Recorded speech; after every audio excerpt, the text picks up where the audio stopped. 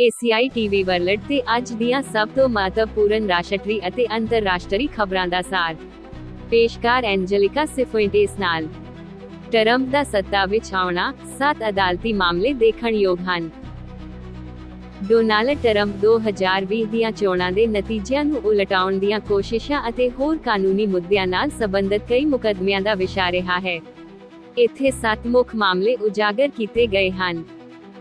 Georgia ਚੋਣਾਂ ਨਾਲ ਛੇੜਛਾੜ, ਟਰੰਪ ਤੇ 2020 ਦੀਆਂ ਚੋਣਾਂ ਦੌਰਾਨ ਜਾਰਜੀਆ ਵਿੱਚ ਚੋਣ ਨਤੀਜਿਆਂ ਨੂੰ ਬਦਲਣ ਦੀ ਕੋਸ਼ਿਸ਼ ਕਰਨ ਦਾ ਦੋਸ਼ ਸੀ। ਹਾਲਾਂਕਿ ਜਨਵਰੀ 2025 ਵਿੱਚ ਉਹਨਾਂ ਦੇ ਸਹੁੰ ਚੁੱਕਣ ਤੋਂ ਪਹਿਲਾਂ ਇਹ ਮਾਮਲਾ ਰੱਦ ਕਰ ਦਿੱਤਾ ਗਿਆ ਸੀ।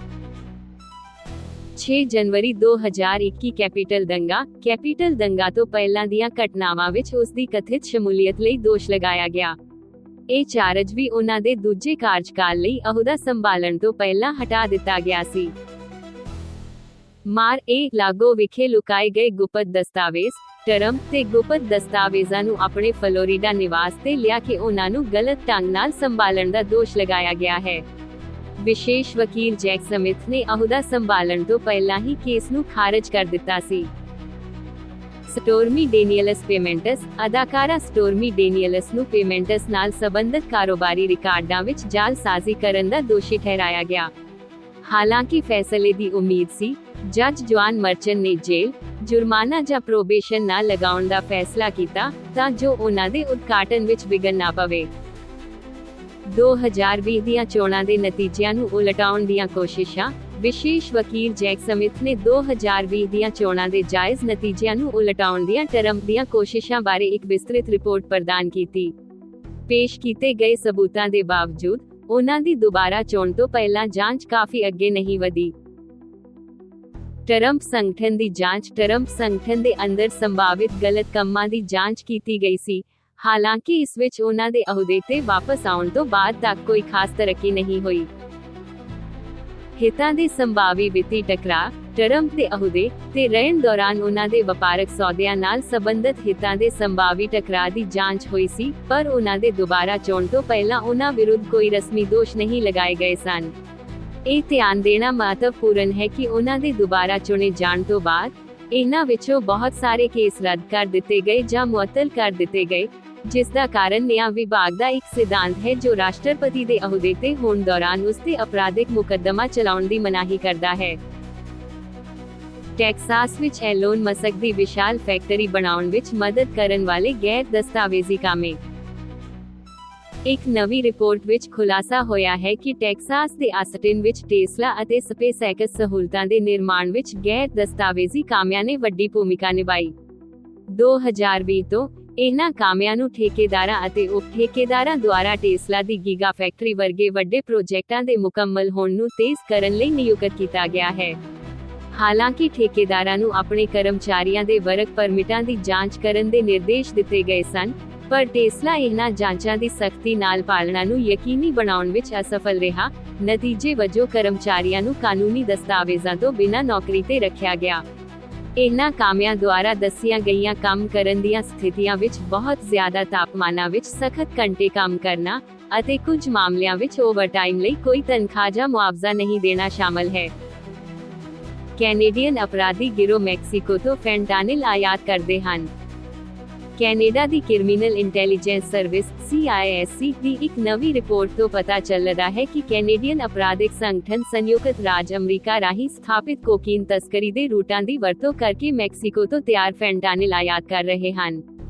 ਦਸਤਾਵੇਜ਼ ਇਸ ਗੱਲ ਨੂੰ ਉਜਾਗਰ ਕਰਦਾ ਹੈ ਕਿ ਕੈਨੇਡਾ ਵਿੱਚ ਘੱਟੋ-ਘੱਟ 44 ਅਪਰਾਧਿਕ ਸਮੂਹਾਂ ਨੇ ਮੈਕਸੀਕੋ ਵਿੱਚ ਆਪਣੇ ਕਾਰਜਾਂ ਦਾ ਵਿਸਥਾਰ ਕੀਤਾ ਹੈ, ਜਿੱਥੇ ਉਹ ਫੈਂਟਾਨਿਲ ਅਤੇ ਮੈਥਾਮਫੈਟਾਮਾਈਨ ਦੀ ਤਸਕਰੀ ਲਈ ਮੈਕਸੀਕਨ ਡਰੱਗ ਕਾਰਟੈਲਾਂ ਨਾਲ ਮਿਲ ਕੇ ਕੰਮ ਕਰਦੇ ਹਨ। ਇਹ ਕੈਨੇਡੀਅਨ ਸੰਗਠਨ ਕੈਨੇਡਾ ਵਿੱਚ ਨਸ਼ੀਲੇ ਪਦਾਰਥਾਂ ਦੀ ਸਪਲਾਈ ਦਾ ਤਾਲਮੇਲ ਕਰਨ ਲਈ ਨਿਯਮਿਤ ਤੌਰ ਤੇ ਮੈਕਸੀਕੋ ਅਤੇ ਕੁਝ ਹੱਦ ਤੱਕ ਕੋਲੰਬੀਆ ਦੀ ਯਾਤਰਾ ਕਰਦੇ ਹਨ।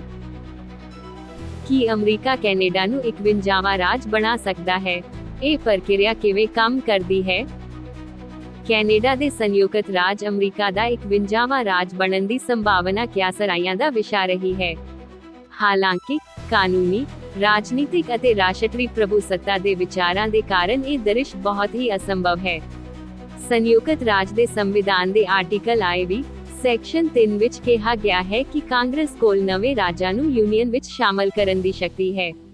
ਆਮ ਪ੍ਰਕਿਰਿਆ ਵਿੱਚ ਦਾਖਲੇ ਲਈ ਅਰਜ਼ੀ ਦੇਣ ਵਾਲਾ ਖੇਤਰ, ਰਾਜ ਸੰਵਿਧਾਨ ਦਾ ਖਰੜਾ ਤਿਆਰ ਕਰਨਾ ਅਤੇ ਕਾਂਗਰਸ ਦੀ ਪ੍ਰਵਾਨਗੀ ਪ੍ਰਾਪਤ ਕਰਨਾ ਸ਼ਾਮਲ ਹੁੰਦਾ ਹੈ। ਇਹ ਪ੍ਰਕਿਰਿਆ ਇਤਿਹਾਸਕ ਤੌਰ ਤੇ ਪਹਿਲਾਂ ਹੀ ਅਮਰੀਕੀ ਅਧਿਕਾਰ ਖੇਤਰ ਅਧੀਨ ਖੇਤਰਾਂ ਜਿਵੇਂ ਕਿ ਅਲਾਸਕਾ ਅਤੇ ਹਵਾਈ ਤੇ ਲਾਗੂ ਕੀਤੀ ਗਈ ਹੈ। ਹਾਲਾਂਕਿ ਕੈਨੇਡਾ ਵਰਗੇ ਪ੍ਰਭੂਸੱਤਾ ਸੰਪੰਨ ਰਾਜ ਦੁਆਰਾ ਖੇਤਰ ਨੂੰ ਆਪਣੇ ਨਾਲ ਜੋੜਨ ਨਾਲ ਬੇਮਿਸਾਲ ਕਾਨੂੰਨੀ ਅਤੇ ਕੂਟਨੀਤਕ ਚੁਣੌਤੀਆਂ ਪੈਦਾ ਹੋਣਗੀਆਂ। ਕੈਨੇਡੀਅਨ ਪ੍ਰਤੀਕਿਰਿਆਵਾਂ, ਕੈਨੇਡੀਅਨ ਅਧਿਕਾਰੀਆਂ ਅਤੇ ਨਿਵਾਸੀਆਂ ਦੁਆਰਾ ਕਬਜ਼ੇ ਦੇ ਪ੍ਰਸਤਾਵਾਂ ਨੂੰ ਸਖਤੀ ਨਾਲ ਰੱਦ ਕੀਤਾ ਗਿਆ ਹੈ। ਪ੍ਰਧਾਨ ਮੰਤਰੀ ਜਸਟਿਨ ਟਰੂਡੋ ਨੇ ਕਿਹਾ ਕਿ ਅਜਿਹੀਆਂ ਗੱਲਬਾਤਾਂ ਵਿਵਹਾਰਕ ਨਹੀਂ ਹਨ ਅਤੇ ਕੈਨੇਡਾ ਦੇ 51ਵਾਂ ਰਾਜ ਬਣਨ ਦੀ ਥੋੜੀ ਜਿਹੀ ਸੰਭਾਵਨਾ ਵੀ ਨਹੀਂ ਹੈ।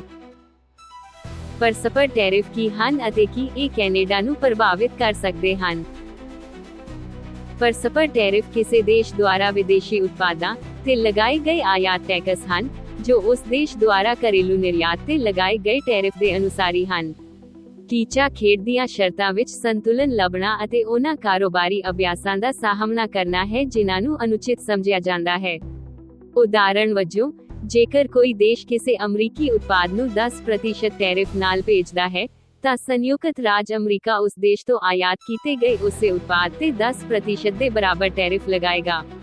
ਇਸ ਕਦਮ ਦਾ ਉਦੇਸ਼ ਉਹਨਾਂ ਦੇਸ਼ਾਂ ਨੂੰ ਮਜਬੂਰ ਕਰਨਾ ਹੈ ਜੋ ਅਮਰੀਕੀ ਸਾਮਾਨਾਂ ਤੇ ਉੱਚ ਟੈਰਿਫ ਲਗਾਉਂਦੇ ਹਨ, ਜਾਂ ਸੰਯੁਕਤ ਰਾਜ ਅਮਰੀਕਾ ਨੂੰ ਨਿਰਯਾਤ ਕਰਨ ਵੇਲੇ ਆਪਣੇ ਟੈਰਿਫ ਘਟਾਉਣ ਜਾਂ ਇਸੇ ਤਰ੍ਹਾਂ ਦੇ ਟੈਰਿਫਾਂ ਦਾ ਸਾਹਮਣਾ ਕਰਨ ਲਈ ਮਜਬੂਰ ਕਰਨਾ ਹੈ। ਕੈਨੇਡਾ, ਜੋ ਕਿ ਸੰਯੁਕਤ ਰਾਜ ਅਮਰੀਕਾ ਦਾ ਇੱਕ ਪ੍ਰਮੁੱਖ ਵਪਾਰਕ ਭਾਈਵਾਲ ਹੈ, ਇਹਨਾਂ ਪਰਸਪਰ ਟੈਰਿਫਾਂ ਤੋਂ ਪ੍ਰਭਾਵਿਤ ਹੋ ਸਕਦਾ ਹੈ।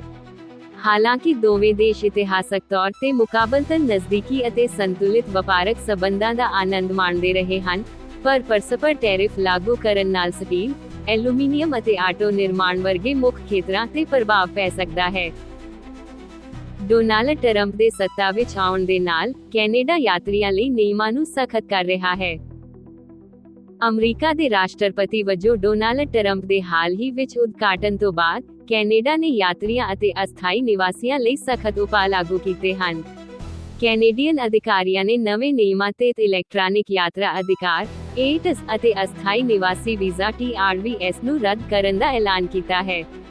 ਕੈਨੇਡਾ ਵਿਕਰੀ ਲਈ ਨਹੀਂ ਹੈ, ਟੋਪੀਆਂ ਦੇ ਉਤਪਾਦਨ ਵਰਗੀਆਂ ਪਹਿਲਕਦਮੀਆਂ ਨਾਲ ਕੈਨੇਡਾ ਦੀ ਰਾਸ਼ਟਰੀ ਭਾਵਨਾ ਮੁੜ ਜਗਾਈ ਗਈ ਹੈ।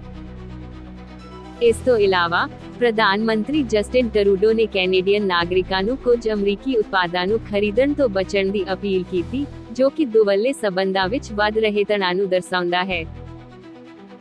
ਅੰਗ ਕੱਟਣ ਦੇ ਜੋਖਮ ਕਾਰਨ ਈਗਲੂ ਨੇ ਮੈਕਸੀਕੋ, ਅਮਰੀਕਾ ਅਤੇ ਕੈਨੇਡਾ ਤੋਂ ਫਰਿੱਜਾਂ ਨੂੰ ਵਾਪਸ ਬੁਲਾਇਆ। Igloo products company limited, Samsung electronics company limited ਨੇ ਮੈਕਸੀਕੋ, ਸੰਯੁਕਤ ਰਾਜ ਅਤੇ ਕੈਨੇਡਾ ਦੇ ਉਪਭੋਗਤਾਵਾਂ ਲਈ ਇੱਕ ਮਹੱਤਵਪੂਰਨ ਜੋਖਮ ਪੈਦਾ ਕਰਨ ਵਾਲੇ ਡਿਜ਼ਾਈਨ ਨੁਕਸ ਕਾਰਨ 10 ਲੱਖ ਤੋਂ ਵੱਧ ਪੋਰਟੇਬਲ ਕੂਲਰਾਂ ਦੀ ਸਵੈਚਿਤ ਵਾਪਸੀ ਜਾਰੀ ਕੀਤੀ ਹੈ। ਪ੍ਰਭਾਵਿਤ model Igloo 90 cute flip and tow rolling cooler ਹੈ, ਜਿਸ ਦਾ ਪੁੱਲ ਹੈਂਡਲ ਉਪਭੋਗਤਾਵਾਂ ਦੀਆਂ ਉਂਗਲਾਂ ਨੂੰ ਫਸ ਸਕਦਾ ਹੈ ਅਤੇ ਉਹਨਾਂ ਨੂੰ ਕੂਲਰ ਦੇ ਸਰੀਰ ਨਾਲ ਕੁਚਲ ਸਕਦਾ ਹੈ, ਜਿਸ ਨਾਲ ਗੰਭੀਰ ਸੱਟਾਂ ਲੱਗ ਸਕਦੀਆਂ ਹਨ, ਜਿਸ ਵਿੱਚ ਅੰਗ ਕੱਟਣਾ, ਹੱਡੀਆਂ ਟੁੱਟਣਾ ਅਤੇ ਜ਼ਖਮ ਸ਼ਾਮਲ ਹਨ। ਹੁਣ ਤੱਕ ਸੰਯੁਕਤ ਰਾਜ ਅਮਰੀਕਾ ਵਿੱਚ ਇਸ ਨੁਕਸ ਨਾਲ ਜੁੜੀਆਂ ਘੱਟੋ-ਘੱਟ 12 ਘਟਨਾਵਾਂ ਦੀ ਰਿਪੋਰਟ ਕੀਤੀ ਗਈ ਹੈ। ਮੈਕਸੀਕੋ ਅਤੇ ਕੈਨੇਡਾ ਤੇ ਟੈਰਿਫ ਲਗਾਉਣ ਨਾਲ ਅਮਰੀਕਾ ਵਿੱਚ ਕਾਰਾਂ ਦੀ ਕੀਮਤ ਵਿੱਚ $5,790 ਦਾ ਵਾਧਾ ਹੋਵੇਗਾ। ਰਾਸ਼ਟਰਪਤੀ ਡੋਨਾਲਡ ਟਰੰਪ ਵੱਲੋਂ ਮੈਕਸੀਕੋ ਅਤੇ ਕੈਨੇਡਾ ਤੋਂ ਆਯਾਤ ਕੀਤੇ ਜਾਣ ਵਾਲੇ ਵਾਹਨਾਂ ਅਤੇ ਆਟੋ ਪਾਰਟਸ ਤੇ 25% ਟੈਰਿਫ ਲਗਾਉਣ ਨਾਲ ਸੰਯੁਕਤ ਰਾਜ ਅਮਰੀਕਾ ਵਿੱਚ ਇੱਕ ਕਾਰ ਦੀ ਔਸਤ ਕੀਮਤ ਲਗਭਗ $5,790 ਤੱਕ ਵੱਧ ਸਕਦੀ ਹੈ। ਇਸ ਵਾਧੇ ਨਾਲ ਇੱਕ ਕਾਰ ਦੀ ਔਸਤ ਕੀਮਤ ਲਗਭਗ $54,500 ਹੋ ਜਾਵੇਗੀ, ਜੋ ਕਿ ਪਿਛਲੇ ਸਾਲ ਨਾਲੋਂ 12% ਵਾਧਾ ਦਰਸਾਉਂਦੀ ਹੈ। ਮੈਕਸੀਕੋ ਅਤੇ ਕੈਨੇਡਾ ਨਾਲ ਸਪਲਾਈ ਚੇਨਾਂ ਦੇ ਮਜ਼ਬੂਤ ਏਕੀਕਰਨ ਕਾਰਨ ਅਮਰੀਕੀ ਆਟੋ ਸੈਕਟਰ ਖਾਸ ਤੌਰ ਤੇ ਪ੍ਰਭਾਵਿਤ ਹੋਵੇਗਾ। ਇਹ ਟੈਰਿਫ 4 ਮਾਰਚ 2025 ਨੂੰ ਲਾਗੂ ਹੋਣ ਦੀ ਉਮੀਦ ਹੈ। ਡੋਨਾਲਡ ਟਰੰਪ ਦੀਆਂ ਟੈਰਿਫ ਧਮਕੀਆਂ ਦੇ ਮੱਦੇਨਜ਼ਰ ਯੂਰਪੀਅਨ ਯੂਨੀਅਨ ਅਤੇ ਕੈਨੇਡਾ ਨੇ ਗੱਠਜੋੜ ਨੂੰ ਮਜ਼ਬੂਤ ਕੀਤਾ। ਅਮਰੀਕੀ ਰਾਸ਼ਟਰਪਤੀ ਡੋਨਾਲਡ ਟਰੰਪ ਵੱਲੋਂ ਟੈਰਿਫ ਦੀਆਂ ਹਾਲੀਆ ਧਮਕੀਆਂ ਦੇ ਜਵਾਬ ਵਿੱਚ ਯੂਰਪੀਅਨ ਯੂਨੀਅਨ ਅਤੇ ਕੈਨੇਡਾ ਨੇ ਆਪਣੇ ਵਪਾਰਕ ਅਤੇ ਰਾਜਨੀਤਿਕ ਗੱਠਜੋੜ ਨੂੰ ਮਜ਼ਬੂਤ ਕੀਤਾ ਹੈ। ਕੈਨੇਡੀਅਨ ਪ੍ਰਧਾਨ ਮੰਤਰੀ ਜਸਟਿਨ ਟਰੂਡੋ ਦੇ ਬ੍ਰਸੇਲਸ ਦੌਰੇ ਦੌਰਾਨ ਯੂਰਪੀਅਨ ਕਮਿਸ਼ਨ ਦੀ ਪ੍ਰਧਾਨ ਉਰਸੁਲਾ ਵਾਨ ਡੇਰ ਲੇਅਨ ਨੇ ਜ਼ੋਰ ਦੇ ਕੇ ਕਿਹਾ ਹੈ ਕਿ ਵਿਆਪਕ ਆਰਥਿਕ ਅਤੇ ਵਪਾਰ ਸਮਝੌਤੇ CETA ਨੇ EU ਅਤੇ ਕੈਨੇਡਾ ਵਿਚਕਾਰ ਵਪਾਰ ਨੂੰ 66% ਵਧਾਉਣ ਵਿੱਚ ਮਦਦ ਕੀਤੀ ਹੈ, ਜਿਸ ਨਾਲ ਅਟਲਾਂਟਿਕ ਦੇ ਦੋਵੇਂ ਪਾਸੇ ਖਪਤਕਾਰਾਂ, ਕਾਰੋਬਾਰਾਂ ਅਤੇ ਨਾਗਰਿਕਾਂ ਨੂੰ ਲਾਭ ਹੋਇਆ ਹੈ। ਯੂਰਪੀਅਨ ਯੂਨੀਅਨ ਅਤੇ ਕੈਨੇਡਾ ਵਿਚਕਾਰ ਇਸ ਨੇੜਲੇ ਸਹਿਯੋਗ ਦਾ ਉਦੇਸ਼ ਉਨ੍ਹਾਂ ਵਿਚਕਾਰ ਵਪਾਰਕ ਅਤੇ ਰਾਜਨੀਤਿਕ ਸਬੰਧਾਂ ਨੂੰ ਮਜ਼ਬੂਤ ਕਰਨਾ ਹੈ ਅਤੇ ਸੰਯੁਕਤ ਰਾਜ ਅਮਰੀਕਾ ਦੁਆਰਾ ਅਪਣਾਈਆਂ ਗਈਆਂ ਸੁਰੱਖਿਆਵਾਦੀ ਵਪਾਰ ਨੀਤੀਆਂ ਦਾ ਇਕਜੁੱਟ ਜਵਾਬ ਪ੍ਰਦਾਨ ਕਰਨਾ ਹੈ। ਤੁਹਾਡੀ ਰਾਏ ਮਾਇਨੇ ਰੱਖਦੀ ਹੈ। ਸਾਡੇ ਪਲੇਟਫਾਰਮ ਫੇਸਬੁੱਕ, YouTube, TikTok ਅਤੇ ACI TV ਵਰਲਡ ਚੈਨਲ ਤੇ ਸਾਨੂੰ ਸਬਸਕ੍ਰਾਈਬ ਕਰੋ ਅਤੇ ਫਾਲੋ ਕਰੋ। ਸਭ ਤੋਂ ਮਹੱਤਵਪੂਰਨ ਖਬਰਾਂ ਅਤੇ ਡੂੰਘਾਈ ਨਾਲ ਵਿਸ਼ਲੇਸ਼ਣ ਨਾਲ ਹਮੇਸ਼ਾ ਅਪ ਟੂ ਡੇਟ ਰਹਿਣ ਲਈ